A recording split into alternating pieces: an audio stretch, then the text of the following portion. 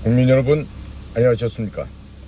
인도태평양 전략연구원 최수용입니다. 오늘 웬 우리 애청자께서 글을 하나 보내주셨는데 받아봤더니 다름 아닌 김형석 연세대학교 명예교수님이 쓰신 글이라고 하면서 다음과 같이 통보를 해왔습니다. 이 글을 받으셨음에도 읽지 않고 잠자리에 들지 마시기 바랍니다. 피가 거꾸로 올라오는 심장이 터질 것 같은 현 사태를 모르면 어떻게 국민일 수가 있을까요? 현재 대한민국 현대사 증인이신 103세 김형석 명예교수님의 대한민국 현실태를 매우 걱정하면서 분석한 내용을 2번, 3번 꼭 읽어보시고 같이 느껴봅시다. 이렇게 해서 보내주신 글입니다. 김형석 교수님을 모른다 그러면 대한민국 사람이 아니겠죠. 이분은 연세대학교에서 평생을 철학과에서 교수직을 통해서 많은 제자를 길러내셨고요. 현재는 지금 개원 논설위원으로 이곳저곳에서 아직도 왕성한 일을 하고 계십니다. 1920년 김이 독립운동이 일어난 그 다음에 평안도 평양에서 출생하셨던 분이십니다. 자, 그런 다음과 같이 시작이 됩니다. 자신의 잘못을 모르는 정치 지도자는 국민에게 버림받는다는 것이 역사의 교훈이다. 대한민국도 예외일 수가 없다.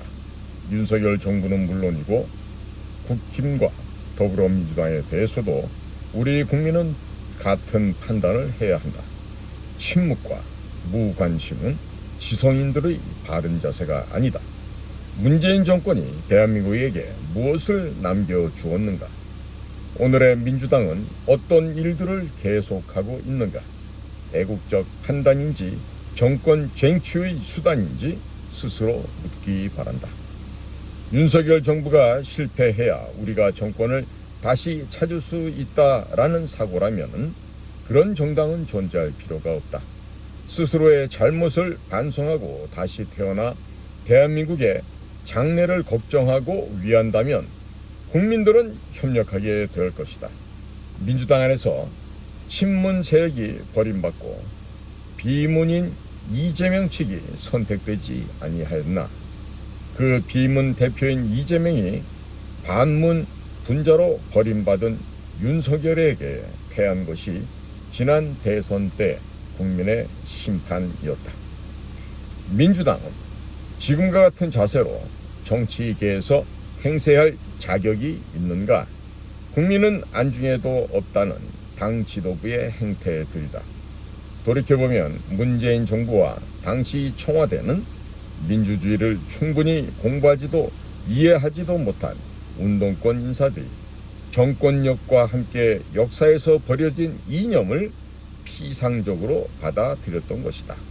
청와대를 독점했던 운동권 출신들은 물론이고 법조계 출신의 법무부와 정부 당국도 마찬가지였다. 진보로 자칭하는 좌파가 중추 역할을 담당하였다. 운동권 출신은 공부나 학문과는 동떨어진 천박한 이념을 신봉했는가 하면 법조계 출신 인사들은 세계적인 식견과 역사의식을 갖추지 못하고 있었다. 그 책임자들이 국내 경제를 무질서로 몰아넣었고 안보와 외교 무대에서 실효를 거두지 못하였다. 지나간 과거를 거듭 문제 삼을 필요는 없다. 그러나 안보 문제는 우리 주장과 뜻대로 되기가 쉽지 않은 중차대한 과제였는데 너무 주관적이고 낙관적인 판단과 결정을 내리고 자화자찬에 빠져 있었다. 우리의 적은 북한이 아니라는 생각은 받아들일 수 있다. 그러나 공산군은 용납할 수 없는 주적이라는 관념을 문재인 정권은 갖고 있지 않았다.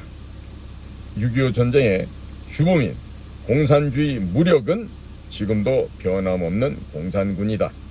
그 공산군은 러시아에서 우크라이나 전쟁을 일으켜 자유세계의 희망을 빼앗고 있다. 시진핑 정권은 같은 중국 문화권으로 자유롭고 행복하게 공존할 수 있는 대만을 자유중국을 무력으로 점령해야 한다고 선언한다. 더 이상 식민지는 용납될 수 없으며 무력 침범은 용서할 수 없다는 제2차 세계대전 이후의 역사적인 약속을 인정하지 않는다. 다시는 6.25 전쟁의 비참을 허용해서는 안 된다. 그것으로 우리 민족 역사의 죄악이며 우리 시대에 돌이킬 수 없는 범죄이다. 대한민국은 전쟁을 원치 않는다. 전쟁은 한국의 국시를 위반하는 죄악이다. 그런 전쟁을 억제하거나 불가능하게 하는 외교력과 군사력은 지금 우리에게 주어진 절체절명의 과업이다. 대한민국은 평화를 지키고 유지하는 국가이다. 공산국들과 같은 정권력의 노예가 되어 국가를 도탄에 빠지게 해서는 안 된다. 공산국가들과 독재국가들의 본성과 역사적 과거를 연구하거나 이해하지 못한 대한민국 정부와 좌파 정권이 현재와 같은 안보 위기를 자초했다. 김대중 정부는 지나치게 많은 경제적 원조로 북의 핵무장을 키웠고 노무현 정권은 운동권의 온상을 장만해 주었다. 문재인 정권은 김정은과의 개인적인 약속을 자유세계의 영수들 것과 동등하게 받아들였다. 결국은 국방력을 약화시키고 공산국 억제의 기회까지 상실하는 위기를 초래하였다. 야당인 민주당 대표는 한미일 군사훈련을 항일 정신에 위배된다고 항의한다. 항일 운동은 그들만의 독점물이 아니다. 자유와 평화를 위한 민주주의를 위해서 공산 침범은 허용할 수 없다는 세계적 역사의식에 동참하는 것은 우리 모두의 의무이고 책임이다. 지금 북의 핵 위협은 김정은 한 사람의 순간적인 잘못된 결정으로 제2의 6.25 전쟁보다 더한 참극과 참극의 운명을 맞게 할 수 있다. 민주당의 비판을 위한 비판과 반정부 운동은 애국적인 선택이 아니다. 6.25 전쟁 때 정부의 무책임이 어떤 결과를 가져왔는가? 안보 문제는 어느 한쪽에 국한된 과제가 아니다. 정부와 여야 정당이 민주주의를 위한 방향과 목적 설정이 필수적이다. 정부는 확고한 신념을 갖고 자유민주주의 정체의 정도를 되찾아 세계의 무대로 진출해야 한다. 네, 이상은 김영석 교수님의 말씀이었고요. 덧붙여진 얘기를 좀 알려드리겠습니다. 문재인이 중국에 금호 타이어를 내주었는데 여기는 지금 미국의 특허권도 함께 포함이 되어 있었다죠. 그리고 국민의료보험 수천억 또한 중국인들에게 제공하고 있는데 이런 일은 이젠 사라져야 하겠습니다. 자, 그런데 전투기가 빗속에서도 미끄러지지 않는 타이어 제조법을 다름 아닌 한국의 금호 타이어가 갖고 있었습니다. 타이어 뱅크가 사겠다는 한 것을 거부해버리고 더 많은 돈을 대출해주고 중국에 바쳤던 것입니다. 중국 공산당 시진핑이 그것으로 만족을 못하게 되자 원전으로 적자 폭이 커지게 만든 한전을 넘겨주려고 했습니다. 이에 국민들의 반발이 너무 심하자 국민 혈세를 수십조 원 들여 만든 새만금을 중국의 기업들에게 몰래 넘겨준 것입니다. 한번 만들어 놓으면 해마다 수천억 원씩의 국민 세금이 중국으로 넘어가게 된 것이죠. 전라도에 세운 풍력, 태양광들 거의 중국인 손에 넘어갔습니다. 무서운 문재인과 더듬어 간첩들이 한 일은 기가 막히게 국가를 몰락시키는 일들입니다. 신안군이라는 작은 시골에 48조 세금을 쏟아부었는데 여기에 태양광 풍력 발전을 만들어 중국인들이 다 가져갈 것이라고 합니다. 토지까지도 그러합니다. 그래서 태양광과 풍력을 만드는 중국 자금들이 10%만 투자를 해도 다 넘겨갈 수 있는 것입니다. 정말 무서운 일들이 진행되고 있습니다. 남해안에 있는 그 많은 섬과 바닷가의 염전에 중국인들이 태양광과 풍력을 만들고 있습니다. 그리고 중국의 더러운 소금을 들여옵니다. 중국처럼 토지를 빌려주는 것도 아니고 수년 후에는 김영삼, 김대중이 내어준 제주도처럼 대한민국은 중국인의 나라가 될 것입니다. 자동차 한 대 팔면 탄소 배출권 비용을 예치하고 기름 1리터당 세금이 60에서 70%가량 되는데 이런 돈을 모두 중국인들이 가져가는 것이죠. REC 값이라고 해서 탄소 배출을 줄였다고 하는 말이 있습니다. 지금도 우리 세금이 중국인들 의료보험으로 1년에 수천억 원씩 세워나가고 있습니다.